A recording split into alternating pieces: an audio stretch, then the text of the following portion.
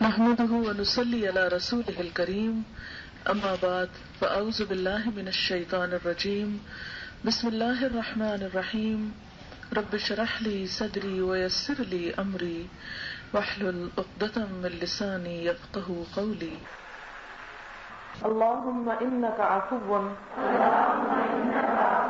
تحب العفو فاعف عنا اللهم انك عفو تحب العفو فاعف عنا.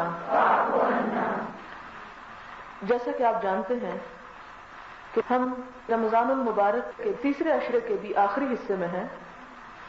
ہم اس وقت جہنم سے زیادہ بہتر طور پر پناہ مانگ سکتے ہیں جب ہمارے ذہن میں اس کا نقشہ، اس کی حقیقت اور اس کی حیثیت اچھی طرح واضح ہو جائے.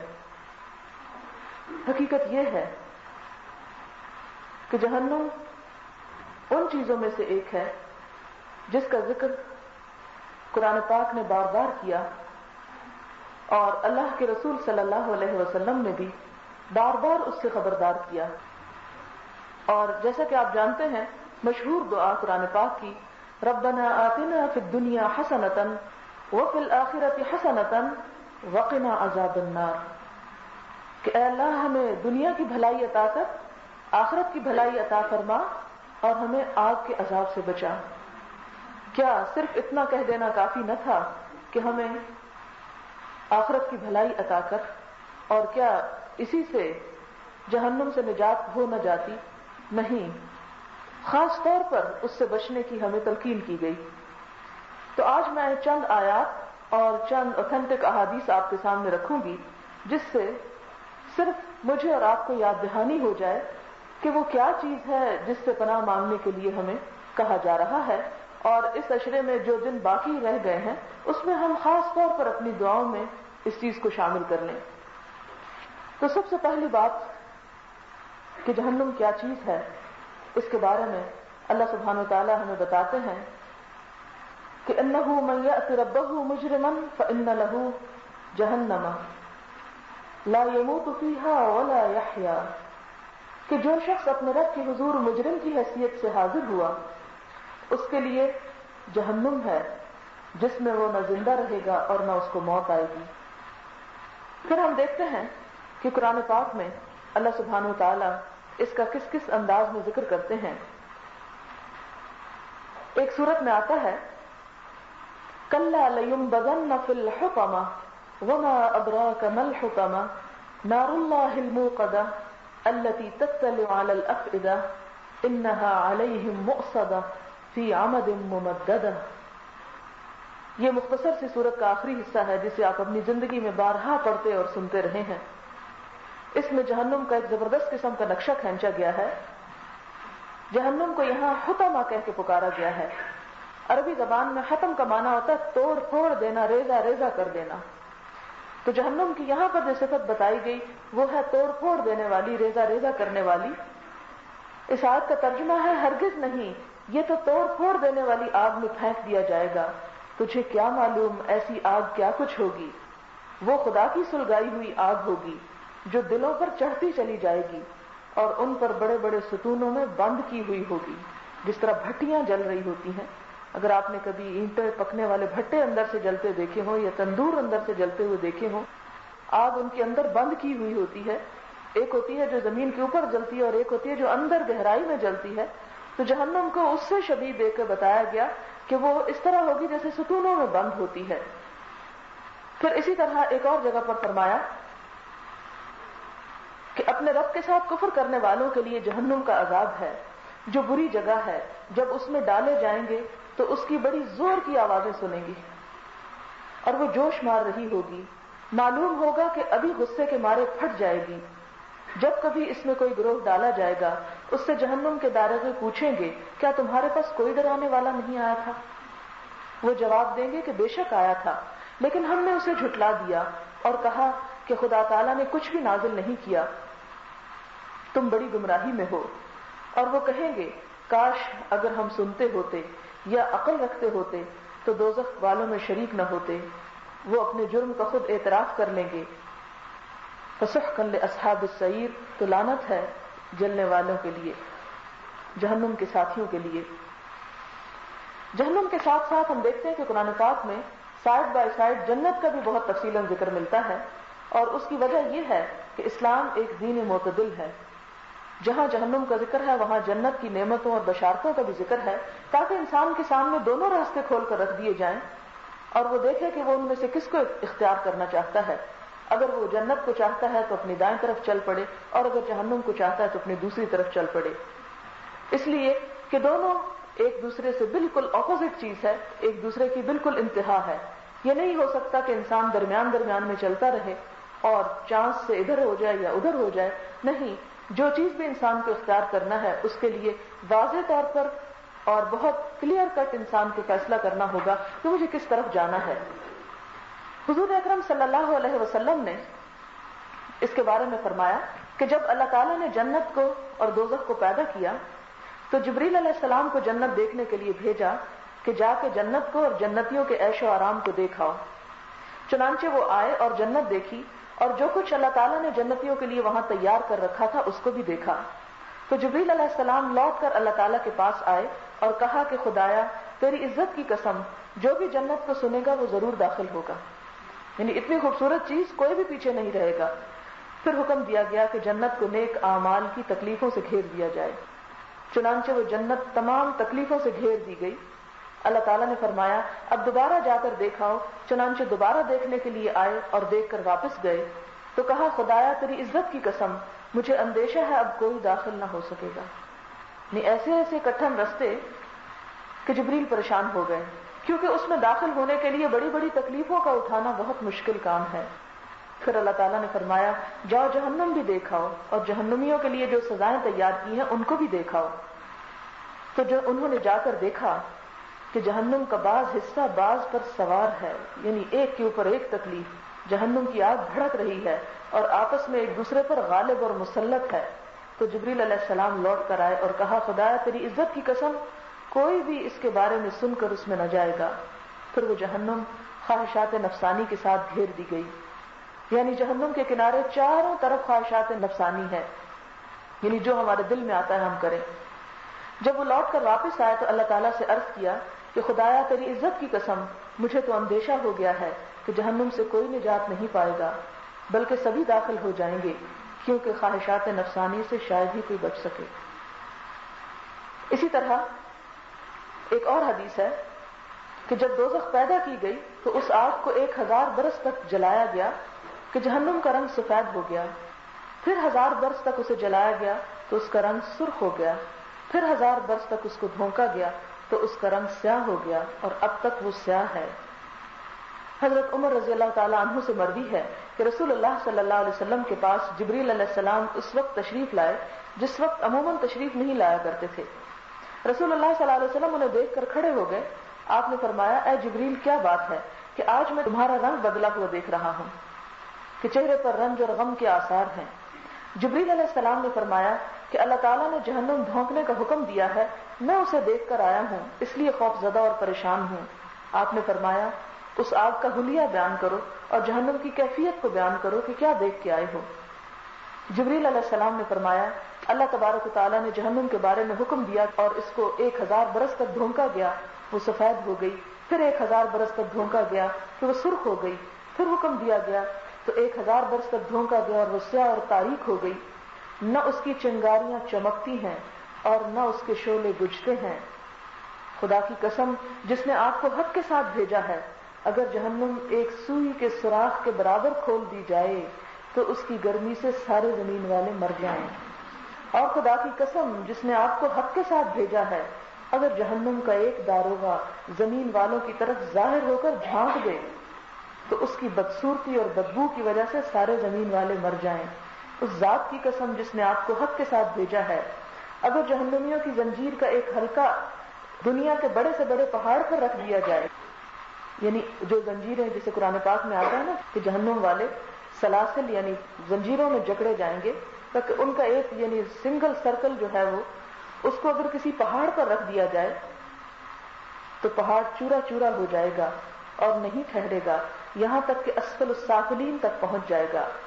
یہ سن کر رسول اللہ صلی اللہ علیہ وسلم نے فرمایا اے جبریل اب بس کرو، کہیں میرا دل پاش پاش ہو کر میں نہ مر جاؤں۔ رسول اللہ صلی اللہ علیہ وسلم نے جبریل علیہ السلام کو دیکھا کہ وہ رو رہے ہیں تو آپ نے فرمایا اے جبریل تم روتے ہو حالانکہ تمہارا مرتبہ اللہ کے نزدیک بہت بڑا ہے۔ جبریل علیہ السلام نے فرمایا میں کیوں نہ روؤں، میں تو رونے کا زیادہ حق رکھتا ہوں، ممکن ہے کہ میں اللہ کے علم میں اس مرتبے کے علاوہ ہوں جو میرا مرتبہ اب ہے، مجھے اب نہیں معلوم کہ اللہ میرا امتحان لے لے جیسے کہ ابلیس شیطان کا امتحان لیا گیا تھا، حالانکہ وہ جنوں میں سے تھا، اور میں نہیں جانتا کہ اللہ میری آزمائش کرے جس طرح سے ہاروت ماروت فرشتوں کا امتحان لیا گیا تھا جن کا ذکر پہلے پارے میں آتا ہے۔ یہ سن کر رسول اللہ صلی اللہ علیہ وسلم اور جبریل علیہ الصلوۃ والسلام دونوں روتے رہے، یہاں تک کہ ان دونوں کو آواز دی گئی کہ اے جبریل اور اے محمد، اللہ تعالیٰ نے آپ دونوں کو نافرمانی کرنے سے امن دے دیا ہے۔ جبریل علیہ السلام آسمان پر چڑھ گئے اور رسول اللہ صلی اللہ علیہ وسلم وہاں سے نکل کر انصار کے پاس سے گزرے، آپ نے انہیں ہنستے اور کھیلتے ہوئے دیکھا، فرمایا کہ تم لوگ ہنس رہے ہو اور تمہارے پیچھے جہنم ہے جو میں جانتا ہوں، اگر تم لوگ جان لو تو تم ہنسو گے کم اور رو گے زیادہ، اور کھانا پینا تم کو اچھا نہیں لگے گا، تم جنگلوں اور پہاڑوں میں نکل جاؤ گے اور اپنی پریشانیوں کو دور کرنے کے لیے تضرع اور زاری کر کے خدا سے پناہ چاہو گے۔ حضرت محبون بن مہران بیان کرتے ہیں کہ اللہ تعالیٰ نے جب جہنم کو پیدا کیا تو اسے آواز دینے کا حکم دیا جس کی آواز سے سارے فرشتے سجدے میں گر پڑے۔ اللہ تعالیٰ نے ان سے فرمایا کہ تم اپنا سر اٹھاؤ، ہم نے تم کو جہنم کے لیے نہیں پیدا کیا بلکہ اپنی عبادت کے لیے پیدا کیا، لیکن اس کے باوجود جہنم کے خوف سے ہمیشہ تھرتھراتے رہتے ہیں۔ جہنم کی آگ کے بارے میں حضور صلی اللہ علیہ وسلم نے فرمایا، یہ بخاری کی روایت ہے، تمہاری یہ آگ جس کو انسان جلاتا ہے جہنم کے 70 حصے میں سے ہے، یعنی 70 حصوں میں سے ایک حصہ ہے۔ صحابہ کرام نے عرض کیا کہ خدا کی قسم ایک ہی حصہ کافی تھا، آپ نے فرمایا اس پر جہنم کی آگ 69 حصے زیادہ ہے اور ہر حصے کی گرمی اس حصے کی طرح ہے جو دنیا کی آگ کی ہے۔ ایک اور حدیث میں نبی صلی اللہ علیہ وسلم فرماتے ہیں، یہ بخاری کی حدیث ہے، دوزخ کی آگ نے اپنے پروردگار سے یہ شکایت کی کہ خدایا میرے بعض حصے میں بعض کو کھا لیا ہے، تو خدا نے اسے 2 سانس لینے کی اجازت دی، ایک گرمی میں اور ایک سردی میں۔ تم جو گرمی محسوس کرتے ہو اس دوزخ کی لو کا اثر ہے، اور جو سردی محسوس کرتے ہو وہ دوزخ کے سرد حصے کا اثر ہے، کیونکہ دوزخ 2 طرح کا ہے، ایک زمہریر ہے جیسے کہ قرآن پاک میں ذکر آتا ہے، اور ایک سعیر ہے۔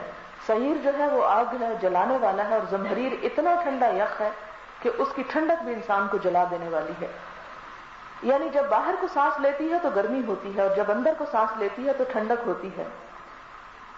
اور اس کی گرمی کا اندازہ اس حدیث سے کیجئے کہ نبی صلی اللہ علیہ وسلم نے فرمایا کہ جہنمیوں میں سب سے آسان اور ہلکا عذاب اس کو ہوگا جس کو آگ کی 2 جوتیاں پہنا دی جائیں گی، جس کی وجہ سے اس کا دماغ ہانڈی کی طرح کھولے گا۔ اسی طرح ایک اور حدیث میں حضور صلی اللہ علیہ وسلم نے فرمایا، قیامت کے دن ایک ایسے جہنمی کو جو دنیا میں تمام لوگوں سے زیادہ عیش و آرام میں رہا، اسے پکڑ کر جہنم کے تالاب میں ایک مرتبہ غوطہ دے کر پوچھا جائے گا تجھے کبھی دنیا میں آرام ملا تھا یا نہیں؟ وہ کہے گا خدا کی قسم میں نے کبھی آرام نہیں دیکھا، یعنی ایک غوطے میں دنیا کا سب آرام بھول جائے گا۔ اسی طرح قیامت میں ایک جنتی آدمی کو جو دنیا میں زیادہ مصیبتوں میں رہا اس کو پکڑ کر جنت کے ایک حوض میں غوطہ دلایا جائے گا، پھر اس سے پوچھا جائے گا کہ دنیا میں کبھی مصیبت دیکھی تھی؟ وہ عرض کرے گا اے پروردگار میں نے دنیا میں کوئی مصیبت نہیں دیکھی، یعنی ایک غوطہ دینے نے ساری دنیا کی تکلیفیں بھلا دی۔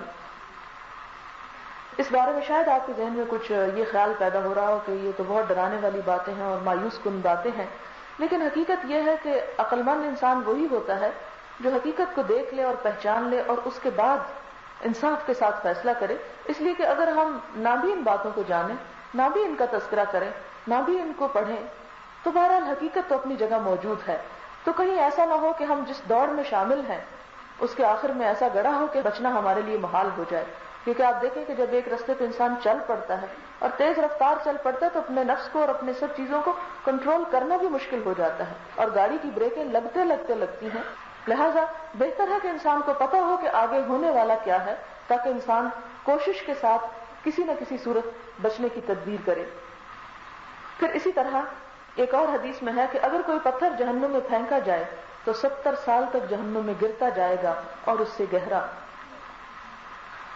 مسلم کی ایک اور روایت ہے، حضرت ابو ہریرہ فرماتے ہیں کہ ہم لوگ نبی صلی اللہ علیہ وسلم کے پاس حاضر تھے، کسی چیز کے گرنے کی آواز سنی، نبی صلی اللہ علیہ وسلم نے فرمایا تم جانتے ہو کیسی آواز ہے؟ ہم نے کہا اللہ اور اس کے رسول صلی اللہ علیہ وسلم زیادہ جانتے ہیں۔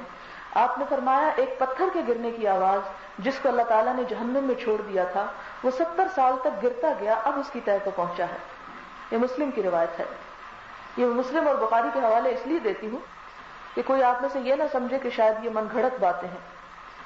پھر اسی طرح قرآن پاک میں آتا ہے کہ جہنم جو ہے وہ ان جہنم لموعدهم اجمعین لها 7 ابواب لكل باب منهم جزء مقسوم۔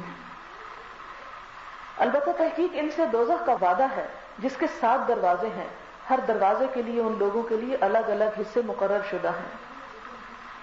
اور بعض لوگوں نے 7 دروازوں سے مراد 7 طبقات جہنم کے مراد لیے ہیں، جس میں ایک جہنم ہے، پھر سعیر ہے، لظا ہے، حطمہ ہے، سقر ہے، جہیم ہے، حاویہ ہے، اور ہر ایک جو ہے اس کی گہرائی اور اس کی سختی اور سزا جو ہے وہ مختلف ہے۔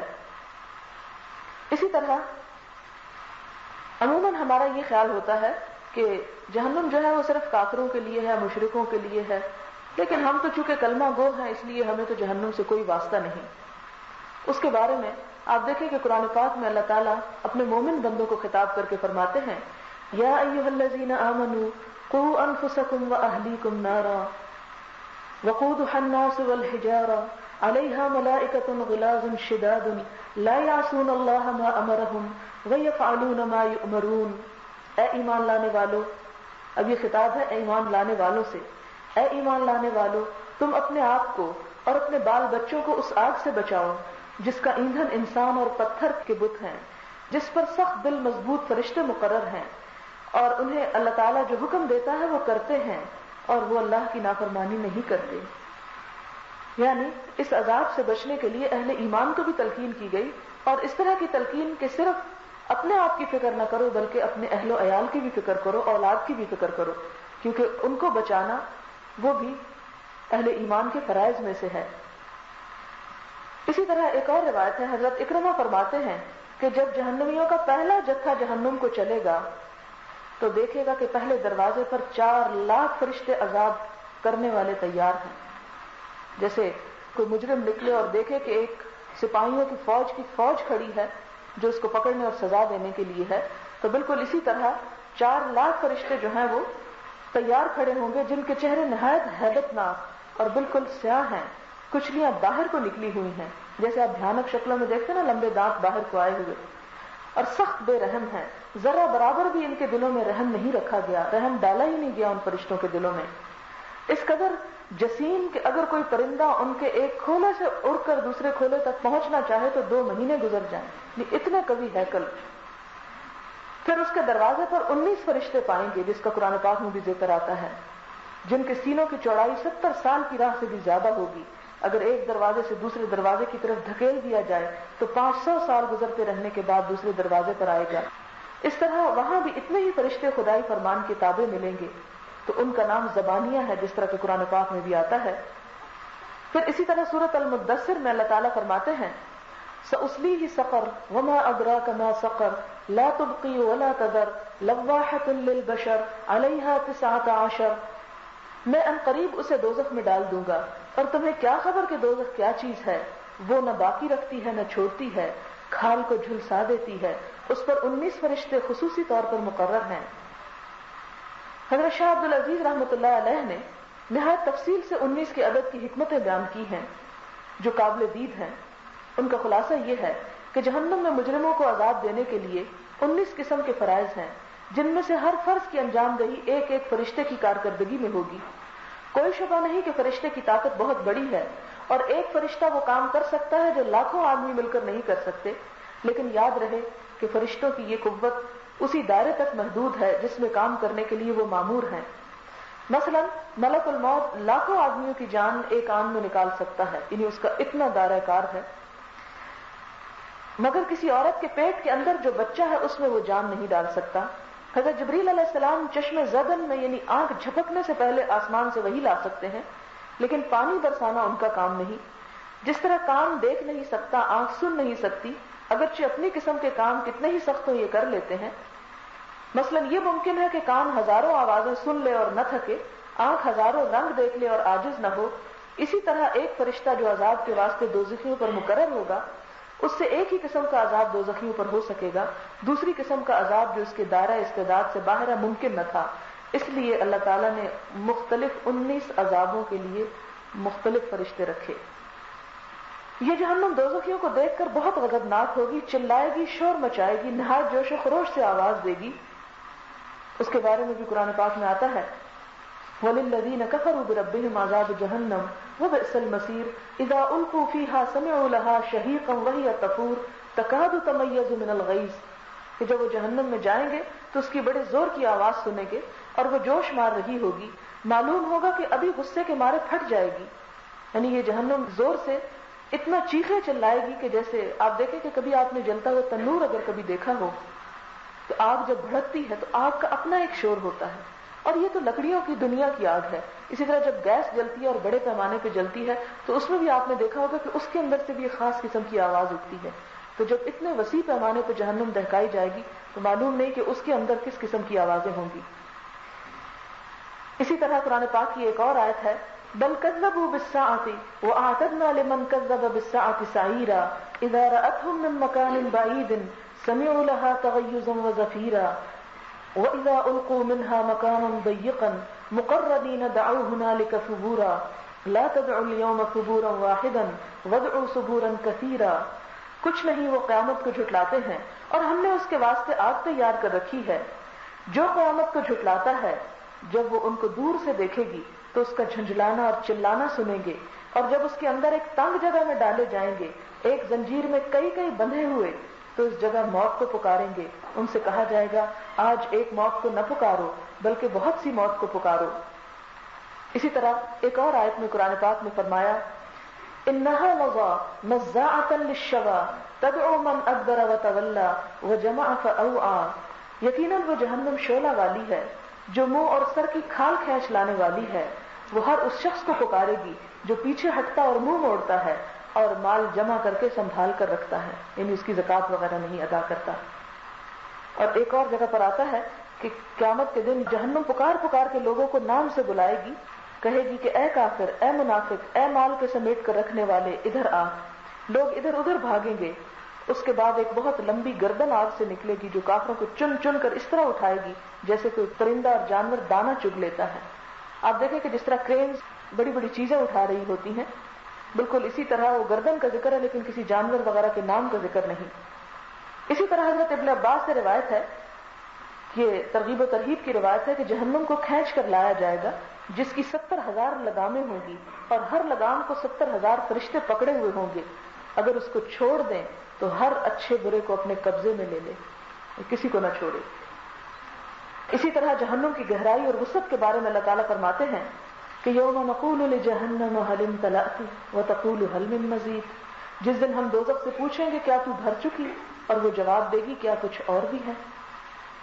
اور صحیح بخاری میں اس آیت کی تفسیر میں یہ حدیث آتی ہے کہ رسول اللہ صلی اللہ علیہ وسلم نے فرمایا جہنم میں گناہ گار ڈالے جائیں گے اور وہ زیادتی طلب کرے گی کہ اللہ اور ڈالو، یہاں تک کہ اللہ تعالیٰ اس میں اپنا قدم رکھ دے گا، پس وہ کہے گی بس بس، یعنی وہ بھرے گی نہیں جب تک کہ اللہ تعالیٰ اس کو خود روک نہیں دیں گے۔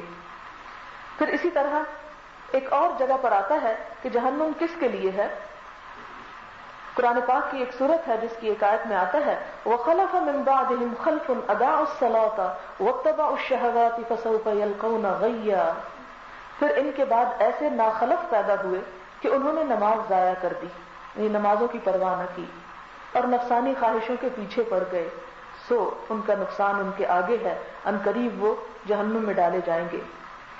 اسی طرح ایک اور روایت ہے، حضرت عبداللہ بن مسعود فرماتے ہیں کہ غی جو ہے سوف یلقون غیا، غی جہنم کی ایک وادی کا نام ہے جو بہت گہری ہے، نہایت سخت عذابوں والی ہے، جس میں خون اور پیپ بھرا ہوا ہے۔ رسول اللہ صلی اللہ علیہ وسلم نے فرمایا اگر 10 اوقیہ کے وزن کا کوئی پتھر جہنم کے کنارے سے جہنم میں پھینکا جائے تو 50 برس تک جہنم کی تہہ میں نہیں پہنچ سکتا، پھر وہ غی اور آسام میں پہنچے گا۔ غی اور آسام جہنم کے نیچے کے 2 کنویں ہیں جہاں جہنمیوں کا لہو اور پیپ جمع ہوتا ہے، اور یہ جگہ ہے ان کے لیے جس کے بارے میں یہ آیت ہے قرآن پاک کی کہ اضاعوا الصلاۃ، نماز ضائع کر دی، واتبعوا الشہوات، اور خواہشات کے پیچھے پڑ گئے۔ پھر اسی طرح ایک اور حدیث ہے بیہقی کی، حضور صلی اللہ علیہ وسلم نے فرمایا کہ اللہ کے ساتھ جب الحزن سے پناہ مانگا کرو، یعنی اللہ تعالیٰ سے جب دعا مانگو تو جب الحزن سے پناہ مانگو۔ آپ سے عرض کیا گیا یا رسول اللہ صلی اللہ علیہ وسلم یہ جب الحزن کیا چیز ہے؟ آپ نے فرمایا کہ جہنم میں ایک وادی ہے جس سے جہنم خود ہی روزانہ 70 مرتبہ پناہ مانگتی ہے، اس کو اللہ تعالیٰ نے ریاکار لوگوں کے لیے تیار کر رکھا ہے۔ ایک اور جگہ پر آتا ہے جہنم میں ایک محل ہے جس کو ہوا کہا جاتا ہے، کافر کو اوپر سے نیچے 40 سال تک گرایا جائے گا تب بھی وہ اس کی جڑ تک نہیں پہنچ سکے گا۔ ہوا کا مطلب ہوتا ہے نا گرنا اوپر سے نیچے عربی میں، یہی مطلب ہے اللہ کے قول وَمَن يَحْلِلْ عَلَيْهِ غَضَبِي فَقَدْ هَوَىٰ، جس پر میرا غصہ اتر آیا وہ ہلاک ہوا اور گر پڑا۔ اور جہنم میں آثام نامی وادی ہے جس میں سانپ بچھو ہیں جن کے 70 مشک زہر کے بکھرے ہوئے ہیں، ایک بچھو موٹے خچر کے برابر ہے، یعنی جیسے گھوڑا ہوتا ہے، وہ کافر کو ڈنگ مارتا رہے گا اور کبھی غافل نہ ہوگا۔ ایک مرتبہ ڈنگ مارنے سے ایک عرصہ دراز تک اس زہر کی سوزش اور جلن پاتا رہے گا۔ اور جہنم میں غی نامی بھی ایک وادی ہے جس میں خون پیپ بھرا ہے، جہنم میں 70 بیماریاں ہیں، ہر بیماری کی تکلیف جہنم کے ایک حصے کے برابر ہے۔ اسی طرح اللہ تعالیٰ اپنی آیات کے بارے میں، یعنی قرآن پاک کی آیات کے جو مخالف ہیں اور ان کا مذاق اڑاتے ہیں اور ان سے اناد رکھتے ہیں، ان کے بارے میں فرماتے ہیں انہ کان لآیاتنا عنیدا، یہ ہماری آیات سے اناد رکھتا تھا، سأرہقہ صعودا، ہم عنقریب اسے صعود پر چڑھائیں گے۔ اب یہ صعود کیا ہے؟ اس آیت کی تفسیر میں حضور صلی اللہ علیہ وسلم نے ہمیں بتایا کہ اس کافر کو صعود پر چڑھائیں گے اور وہ آگ کا ایک پہاڑ ہے جس پر اسے چڑھنے کی تکلیف دی جائے گی، جب اس پر ہاتھ رکھے گا تو اس کی گرمی سے اس کا ہاتھ پگھل جائے گا۔ شاید ہم اس کو سمجھ نہ پائیں، لیکن جب ایٹم بم گرا تھا ہیروشیما اور ناگاساکی میں تو جس طرح انسانوں کے جسم پگھل گئے تھے وہ شاید آپ نے تاریخ میں پڑھا ہوگا۔ جب اٹھائے گا تو اپنی اصلی حالت پر لوٹ آئے گا، ایسے ہی جب پیر رکھے گا تو پیر پگھل جائے گا، جب ہٹائے گا تو اپنی اصلی حالت پر لوٹ آئے گا اور 70 سال تک چڑھتا جائے گا اور 70 سال تک نیچے گرتا جائے گا۔ اسی طرح قرآن پاک میں ایک اور جگہ پر آتا ہے وَأَمَّا مَنْ أُوتِيَ كِتَابَهُ بِشِمَالِهِ فَيَقُولُ يَا لَيْتَنِي لَمْ أُوتَ كِتَابِيَهْ وَلَمْ أَدْرِ مَا حِسَابِيَهْ يَا لَيْتَهَا كَانَتِ الْقَاضِيَةَ مَا أَغْنَىٰ عَنِّي مَالِيَهْ هَلَكَ عَنِّي سُلْطَانِيَهْ خُذُوهُ فَغُلُّوهُ ثُمَّ الْجَحِيمَ صَلُّوهُ ثُمَّ فِي سِلْسِلَةٍ ذَرْعُهَا 70 ذِرَاعًا فَاسْلُكُوهُ إنه كان لا يؤمن بالله العظيم ولا يحض على طعام المسكين فليس له اليوم هاهنا حميم ولا طعام إلا من غسلين لا يأكله إلا الخاطئون، جس کا معنی ہے لیکن جسے اس کے اعمال کی کتاب اس کے بائیں ہاتھ میں دی جائے گی تو وہ کہے گا کاش کہ مجھے میری کتاب دی ہی نہ جاتی اور میں اپنے حساب کی کیفیت ہی نہ جانتا، کاش کہ موت میرا کام ہی تمام کر دیتی، میرے مال نے بھی مجھے کچھ فائدہ نہ دیا، میرا اقتدار بھی مجھ سے جاتا رہا، حکم ہوگا اسے پکڑ لو، پھر اسے توق پہنا دو، پھر اسے دوزخ میں ڈال دو، پھر اسے ایسی زنجیر جس کی پیمائش 70 گز کی ہے جکڑ دو، بے شک یہ خدائے بزرگ و برتر پر ایمان نہ رکھتا تھا، مسکین کو کھانا کھلانے کی ترغیب نہ دیتا تھا، آج یہاں اس کا کوئی یار غمخوار نہیں، کوئی دلی دوست نہیں، کوئی کھانا نہ ہوگا سوائے پیپ کے، نہ کھائیں گے اس کو مگر خطاکار گناہگار۔ اسی طرح قرآن پاک کے جو مخالف ہیں اور ان کا مذاق اڑاتے ہیں، اور یعنی صرف کتاب کو نہیں بلکہ جو رسول کو دیا گیا، اللہ تعالیٰ ان کے بارے میں فرماتے ہیں الذین کذبوا بالکتاب وبما ارسلنا به رسلنا فسوف يعلمون اذ الاغلال في اعناقهم والسلاسل يسحبون في الحميم ثم في النار يسجرون، جن لوگوں نے کتاب کو جھٹلایا ہے اور اسے بھی جو ہم نے اپنے رسولوں کے ساتھ بھیجا، یعنی صرف کتاب کو نہیں بلکہ جو رسول کو دیا گیا۔ آپ دیکھیں کہ ہمارے ہاں یہ ٹرینڈ کتنا پنپ گیا ہے کہ اگر کوئی قرآن کی آیت ہو تو کہتے ہیں چلیں ٹھیک ہے صحیح ہوگی، لیکن اگر کوئی حدیث بتائی جائے تو کہتے ہیں معلوم نہیں حدیث درست بھی ہے یا نہیں۔ تو جو شخص کتاب کو جھٹلائے اور اس کو بھی جو ہم نے اپنے رسولوں کے ساتھ بھیجا ہے، انہیں بھی ابھی حقیقت حال معلوم ہو جائے گی، جبکہ ان کی گردنوں میں طوق ہوں گے، زنجیریں ہوں گی، کھولتے ہوئے پانی میں گھسیٹے جائیں گے، پھر جہنم کی آگ میں جلائے جائیں گے۔ ان طوقوں کے بارے میں حضور صلی اللہ علیہ وسلم نے فرمایا اللہ تعالیٰ جہنم میں سیاہ اور تاریک بادل اٹھائے گا جسے جہنمی دیکھیں گے، ان سے دریافت کیا جائے گا تم کیا چاہتے ہو؟ وہ دنیا کے بادلوں کو یاد کرتے کہیں گے کہ ہمیں پانی چاہیے، تو ان پر پانی کی بجائے طوق، زنجیریں اور انگارے برسیں گے جس کے شعلے انہیں جلائیں گے، اور ان کے طوق اور زنجیروں میں بھی اضافہ ہو جائے گا۔ سورۃ دہر میں طوق اور زنجیروں کے بارے میں یوں فرمایا گیا اِنَّا أَعْتَدْنَا لِلْكَافِرِينَ سَلَاسِلَ وَأَغْلَالًا وَسَعِيرًا، ہم نے تیار کر رکھی ہے منکروں کے لیے زنجیریں اور طوق اور دہتی ہوئی آگ۔ سورۃ الحج میں فرمایا فَالَّذِينَ كَفَرُوا قُطِّعَتْ لَهُمْ ثِيَابٌ مِّن نَارٍ يُصَبُّ مِّن فَوْقِ رُؤُوسِهِمُ الْحَمِيمُ يُصْهَرُ بِهِ مَا فِي بُطُونِهِمْ وَالْجُلُودِ وَلَهُم مَّقَامِعُ مِنْ حَدِيدٍ كُلَّمَا أَرَادُوا أَن يَخْرُجُوا مِنْهَا مِنْ غَمٍّ أُعِيدُوا فِيهَا وَذُوقُوا عَذَابَ الْحَرِيقِ۔ بس کافروں کے لیے تو آگ کے کپڑے کاٹے جا چکے ہیں، ان کے سروں کے اوپر سے سخت گرم پانی ڈالا جائے گا جس سے ان کے پیٹ کی سب چیزیں اور کھالیں گل جائیں گی، اور ان کی سزا کے لیے لوہے کے ہتھوڑے ہیں۔ یہ قرآن کی آیت ہے۔ وہ جب بھی وہاں سے غم کی وجہ سے بھاگ نکلنے کا ارادہ کریں گے وہی لوٹا دیے جائیں گے۔ ان سے کہا جائے گا ذوقوا عذاب الحریق، جلنے کا عذاب چکھتے رہو۔ ایک روایت میں آتا ہے کہ فرشتہ آگ اس کے منہ میں ڈالنا چاہے گا اور جہنمی گھبرا کر منہ پھیر لے گا تو فرشتے اس کے منہ پر لوہے کا ہتھوڑا ماریں گے جس سے اس کا سر پھٹ جائے گا، وہیں سے اس کے سر پر گرم پانی ڈالے گا جو سیدھا پیٹ میں پہنچے گا۔ رسول اللہ صلی اللہ علیہ وسلم فرماتے ہیں کہ ان ہتھوڑوں میں سے جن سے دوزخیوں کو مارا جائے گا اگر زمین پر لا کر رکھ دیا جائے تو تمام انسان اور جنات بھی مل کر اسے اٹھا نہیں سکتے۔ مسند احمد کی روایت ہے یہ۔ آپ فرماتے ہیں اگر وہ کسی پہاڑ پر مار دیا جائے تو وہ ریزہ ریزہ ہو جائے، جہنم سے اس کے ٹکڑے ٹکڑے ہو جائیں گے۔ اگر غساق یعنی وہ جو خون پیپ وغیرہ ہے، جہنمیوں کا جو عذاب ہے، ایک ڈول دنیا میں بہا دیا جائے تو تمام اہل دنیا بدبو کے مارے ہلاک ہو جائیں۔ ابن عباس فرماتے ہیں کہ غساق کے لگتے ہی بدن کا ایک عضو جھڑ جائے گا اور ہائے ہائے کا شور مچائے گا، جب کبھی وہاں سے نکل جانا چاہیں گے وہی لوٹا دیے جائیں گے۔ اور جہنم میں بہت سے گندے گندے تالاب ہیں جن میں سے جہنمیوں کو پلایا جائے گا۔ ایک کا نام جہیم ہے جس کا پانی اتنا گرم ہے کہ لبوں تک پہنچتے ہی اوپر کا ہونٹ اس قدر سوج کر پھر سکڑ جائے گا، ناک اور آنکھیں ڈھک جائیں گی، اور نیچے کا ہونٹ سوج کر سینے تک پہنچ جائے گا، زبان جل جائے گی۔ کبھی آپ نے کینسر کے ایسے مریض دیکھے ہوں گے کہ جن کے ہونٹ وغیرہ یا مختلف اعضاء لٹکتے ہیں، اور حلق سے اترتے ہی پھیپھڑے، معدے اور آنتوں کو ٹکڑے ٹکڑے کر کے نکال دے گا۔ اور ایک اور تالاب ہے جس کو غساق کہتے ہیں، اس میں کافروں کا پسینہ، پیپ اور لہو جمع ہوگا اور یہی پھر ان کو پینے کو ملے گا۔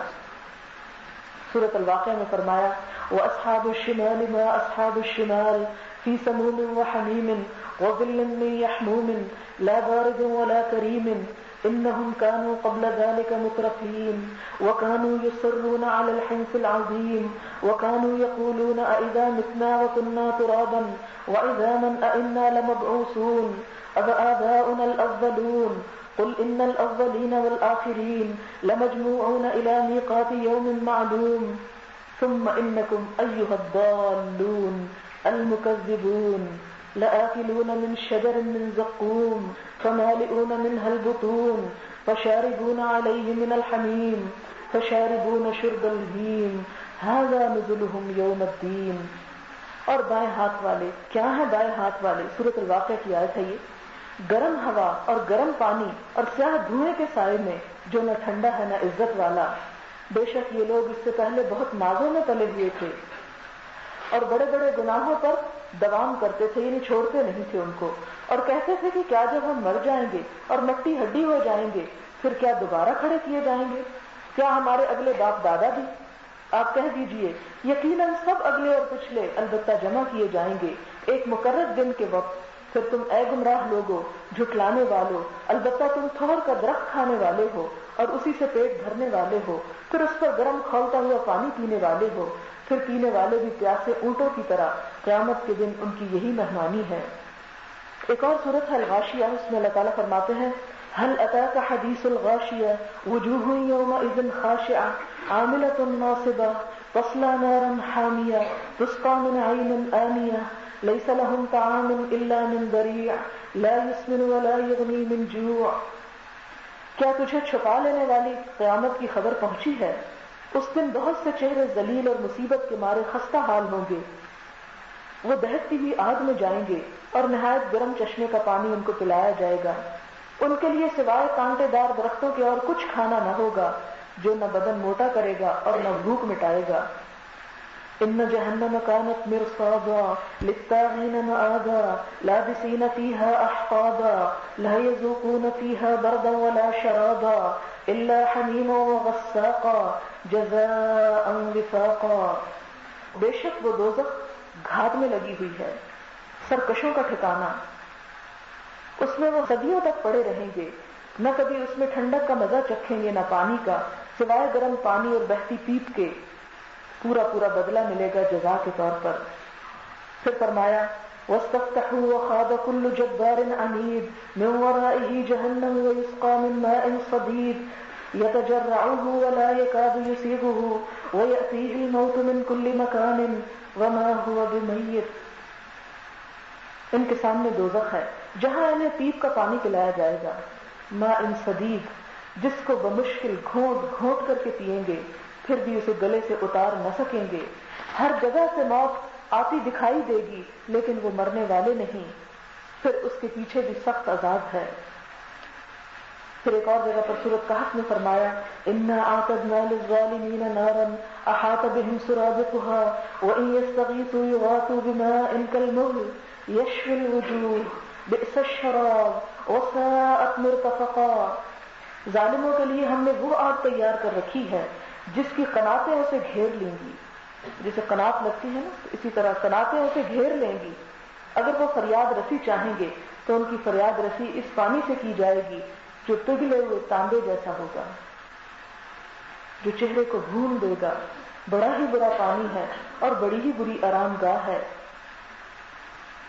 اور اس کے مقابلے میں جنت کی مثال مثل الجنة التي وعد المتقون فيها أنهار من ماء غير آسن وأنهار من لبن لم يتغير طعمه وأنهار من خمر لذة للشاربين وأنهار من عسل مصفى ولهم فيها من كل الثمرات ومغفرة من ربهم كمن هو خالد في النار وسقوا ماء حميما فقطع أمعاءهم. اس جنت کی صفت جس کا پرہیزگاروں سے وعدہ کیا گیا ہے، اس میں پانی کی نہریں ہیں جو بدبو کرنے والا نہیں، دودھ کی نہریں ہیں جن کا مزہ نہیں بدلے گا، شراب کی نہریں ہیں جن سے پینے والوں کو بڑی لذت ہے، شہد کی نہریں ہیں جو بہت صاف ہیں اور ان کے لیے ہر قسم کے میوے ہیں، ان کے رب کی طرف سے مغفرت ہے. کیا ایسا شخص جو اس جنت میں جانے والا ہو اس شخص کی طرح ہو سکتا ہے جو ہمیشہ آگ میں رہنے والا ہے اور جسے گرم اور کھولتا ہوا پانی پلایا جائے گا جس سے ان کی آنکھیں ٹکڑے ٹکڑے ہو جائیں گی؟ مراد یہ ہے کہ دونوں کا طرز عمل اور دونوں کا انجام بالکل مختلف ہے. ایک اور جگہ جہنمیوں کے لباس کے بارے میں کہا گیا کہ ان کے لباس گندھک کے ہوں گے اور آگ ان کے چہروں پر بھی چڑھتی ہوئی ہوگی. اس لیے اللہ تعالیٰ ہر شخص کو اس کے کیے ہوئے اعمال کا بدلہ دے. بے شک اللہ تعالیٰ کو حساب لینے میں کچھ دیر نہیں لگتی. اور اس کے علاوہ بھی جہنم کے بارے میں بے شمار آیات اور بے شمار احادیث موجود ہیں. میں سے چند ایک صرف اس لیے میں اپنے آپ کو اور آپ کو سب کو یاد دہانی کرانا چاہتی ہوں. یہ کوئی ڈرانے اور خوف زدہ کرنے والی باتیں نہیں ہیں، یہ ایک حقیقت ہے جو اللہ سبحانہ وتعالیٰ نے پیدا کی ہے اور اس کے بارے میں انسان کو فکر کرنی چاہیے. کیونکہ اللہ سبحانہ وتعالیٰ فرماتے ہیں کہ جو آگ سے بچا لیا گیا وہی دراصل حقیقی کامیابی پا گیا. اور انسان وہاں جا کر خود پچھتائیں گے اپنے غلط کاموں پر، کہیں گے ربنا غلبت علینا شقوتنا وکنا قوما ضالین ربنا اخرجنا منها فان عدنا فانا ظالمون. اے ہمارے پالنہار، ہماری بدبختی ہمارے اوپر غالب آ گئی، واقعی ہم گمراہ تھے. اے پروردگار تو ہمیں اس جہنم سے نکال لے، اگر ہم پہلی حالت کی طرح لوٹ جائیں تو یقیناً ہم ظالم ہوں. تو جواب میں اللہ تعالیٰ فرمائیں گے اخسؤوا فیہا ولا تکلمون، پھٹکارے ہوئے ذلیل بن کر یہیں پڑے رہو اور ہم سے بات بھی نہ کرو. دعا کر لیں. سبحان اللہ والحمد للہ ولا الہ الا اللہ واللہ اکبر ولا حول ولا قوة الا باللہ العلی العظیم. اللہم صل علی محمد وعلی آل محمد کما صلیت علی ابراہیم وعلی آل ابراہیم انک حمید مجید. اللہم بارک علی محمد وعلی آل محمد کما بارکت علی ابراہیم وعلی آل ابراہیم انک حمید مجید. ربنا آتنا فی الدنیا حسنۃ وفی الآخرۃ حسنۃ وقنا عذاب النار. ربنا لا تزغ قلوبنا بعد اذ ہدیتنا وہب لنا من لدنک رحمۃ انک انت الوہاب. ربنا هب لنا من ازواجنا وذرياتنا قرة اعين واجعلنا للمتقين اماما. یا حی یا قیوم برحمتک نستغیث لا الہ الا اللہ انت الحلیم الکریم. سبحان اللہ رب العرش العظیم والحمد للہ رب العالمین.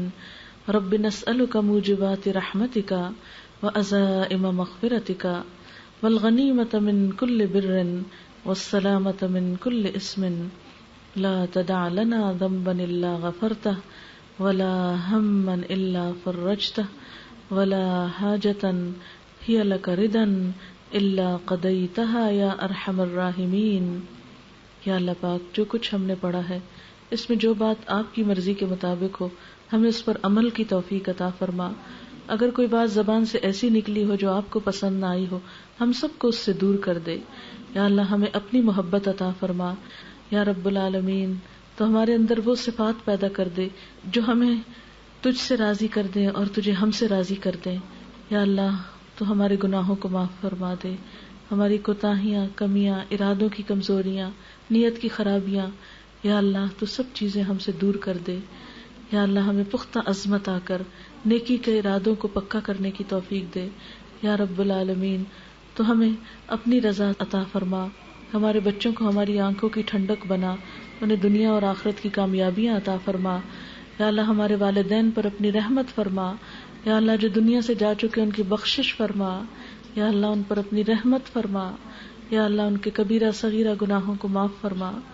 یا اللہ ہمارے تمام دوستوں، عزیزوں، رشتہ داروں، یا اللہ تمام اہل وطن اور دنیا بھر کے مسلمانوں کی تو مدد فرما. یا اللہ ان سب کے دکھ دور فرما، ان کو اتحاد اور اتفاق عطا فرما، سب کی پریشانیاں دور فرما. یا رب العالمین ہمیں اپنا قرب عطا کر دے. یا اللہ ہمیں اپنی رضا سے نواز. یا رب العالمین اس گھر پر اپنی خیر و برکت نازل فرما. یا اللہ جتنے بھی لوگ یہاں پر آئے ہیں سب کا آنا قبول فرما، سب کی دعائیں قبول فرما، سب بیماروں کو صحت عطا فرما، دکھی لوگوں کے دکھ دور فرما، سب پریشان حالوں کی پریشانی دور فرما. یا اللہ ہم سے وہ کام لے لے جس سے تو راضی ہو جائے. یا اللہ ہم سے وہ کام لے لے جو تجھے پسند آ جائے.